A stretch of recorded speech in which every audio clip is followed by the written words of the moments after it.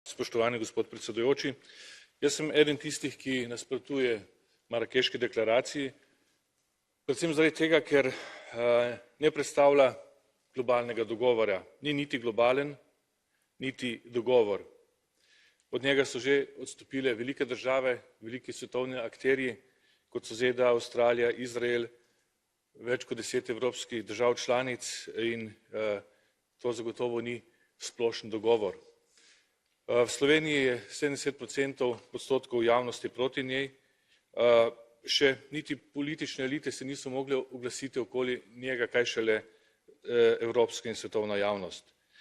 Predvsem sem proti temu, ker je besedilo slabo, zato ker temelji na napačnih predpostavkah in tudi ni res, da ni zavezujoče, še kako je zavezujoče, če ga temeljito preberete. Skratka, nasprotujem temu dogovoru, zato ker bo v prihodnje še poslabšal situacijo pri upravljanju z migracijami. Evropska unija bi morala veliko več vložiti, več napora in denarja v države izvora, kjer prihajajo migracije, nikakor pa ne na ta način reševati ta problem.